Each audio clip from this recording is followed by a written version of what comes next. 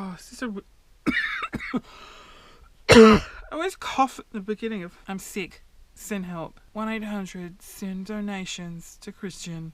He's not well mentally. There's two things I wanted to talk about. One is an amazing story about how my penis ripped and it bled during a Grindr hookup. First, I want to touch on something that I find very odd, and that is fake Twitter accounts and Snapchat accounts. So I've got a lot of I have like no followers, but I keep getting followers in the form of like topless women. They're like, hey baby, I've noticed you and you're so hot. Wanna me? Yeah, of course I do. No! I wonder if it is a robot tweeting randomly, or I'm legitimately like real sexy and girls just like really want me bad.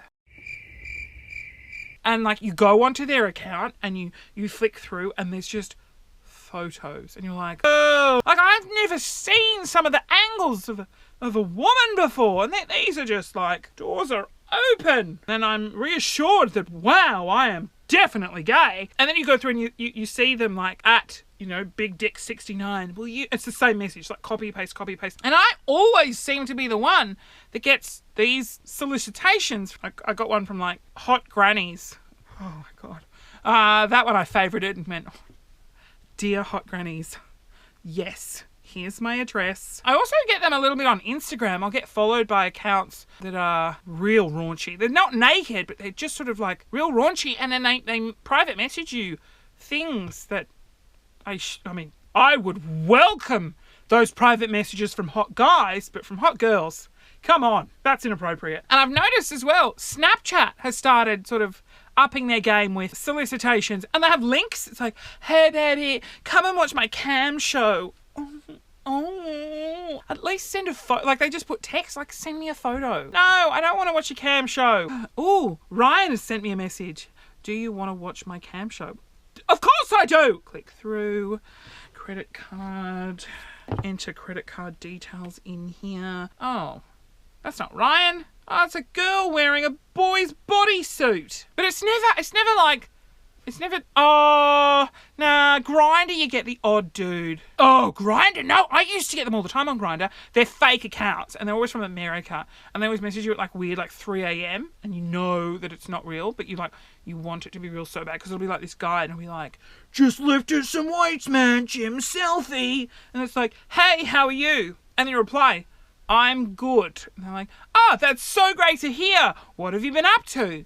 And then you tell them, and then, oh, what have you been doing? And then it says, oh, I've been doing my own cam show, blah, blah, blah, follow here. They're all the same message. So what I started to do was, they're a robot, essentially. Hey, man, look how big my dick is. And they'd be like, did you know birds can fly underwater? Yeah, I'm good. Thanks for asking.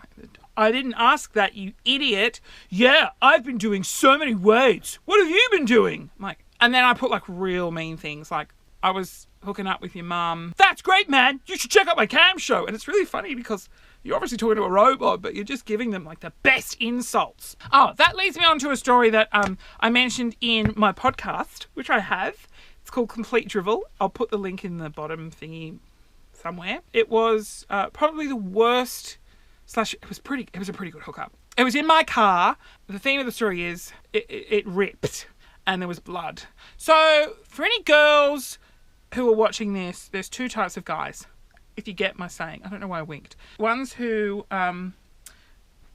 look like that, and ones who have a little bit of thing on them. To explain this in a non-confronting way, because I know my parents watch this, and I'm assuming that they've heard other things from me. This is a lame story. Basically, what happened was the microphone was like that. And then, how's this going to work? No. Oh, how do I explain this without going into so much detail?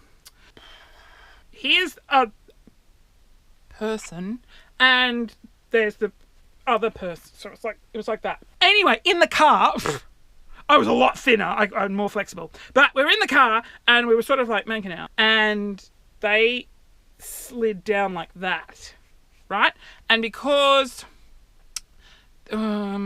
it It was pretty dry. This happened. That was painful. Now, men will understand what I'm talking. Certain type of man, this type of man, not this type of man, will understand that this, right, this foam, which is representing a foreskin if you're not aware, was on here, and the foam is attached via another bit of foam, and as the foam got pulled back, the attachment of the foam completely ripped, just severed. I don't want to liken it to childbirth because that's a pain I never want to go through. But this was a pain I never ever want to go through again. And there are two bits of foam connecting. So one had ripped, one hadn't. There was a lot of blood. I just said, oh, let's just get a tissue. It'll be fine. Let's keep going. And the other person was like, nah. Oh, I went home. I was a little bit panicky.